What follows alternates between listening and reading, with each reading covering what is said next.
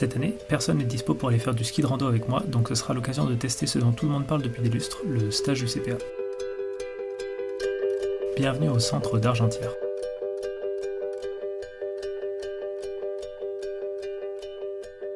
Dimanche matin, après récupération du matos, un piolet que j'avais volontairement laissé à la maison pour ma part, et de la bouffe pour la semaine, nous partons pour le domaine des Grands Montées. Sur quelques pistes, le guide veut nous tester et voir notre ski avec un sac de 15 kg dans la neige croûtée. Belle mise en jambe pour certains. Puis c'est parti pour la benne qui remonte à l'aiguille des Grands Montées. Nous allons redescendre sur le glacier d'Argentière, où la plupart vont poter pour la première fois de la saison. Il nous faudra ensuite 1 heure pour parcourir les 2 km et 250 mètres de dénivelé positif pour atteindre notre premier refuge, le refuge d'Argentière. Il est gardé en hiver et ça fera bien nos affaires.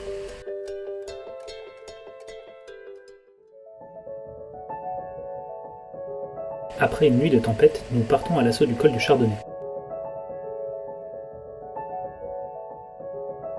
Le vent au fort et le groupe du Chamonix-Zermatt ne franchira pas le col.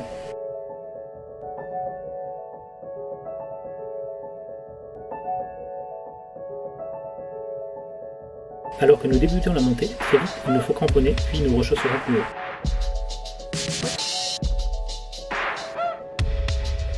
Ces conditions peu clémentes, conjuguées à l'altitude, viennent à bout des capacités de certains. Nous devons faire demi-tour. Ce sera une redescente dans la vallée et nous au centre d'Argentière. Nous longeons le glacier d'Argentière et apercevons le col du Passon, qui aurait été la variante des 3 cols, passant par le glacier du Tour pour nous rendre en Suisse.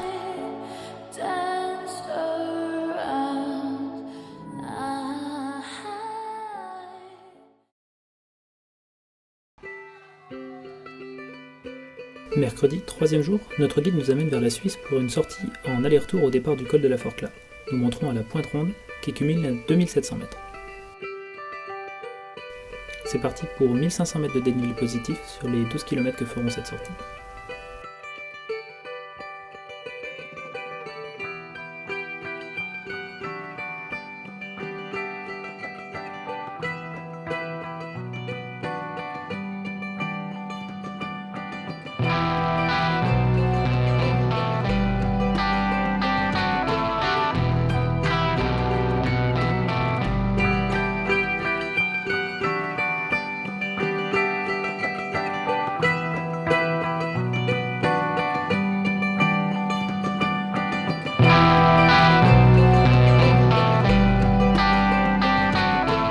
Puis ce sera un transfert vers la Foulie où nous reprendrons notre itinéraire prévu. Encore une fois, nous partons tôt. Aujourd'hui, nous passerons le col ferré puis redescendrons dans la vallée qui mène à Courmayeur, mais nous arrêterons au refuge Bonatti pour y passer les 2 nuits suivantes. Après le check TVA de rigueur, c'est parti pour 3h30 de montée, sur un peu plus de 6 km, pour atteindre les 2570 mètres du col ferré. Une fois rendu là, il n'y a plus qu'à profiter d'une belle neige de printemps où j'ai l'honneur de faire la première trace. Un régal. À la descente, certains peinent un peu, mais tout le monde prend plaisir dans cet espace vierge.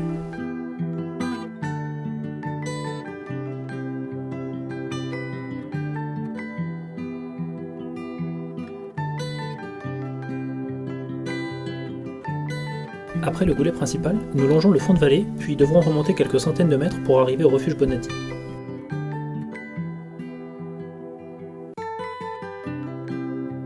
Là, quel confort! Nous sommes presque les seuls et il y a même des douches, chose rarissime dans un refuge.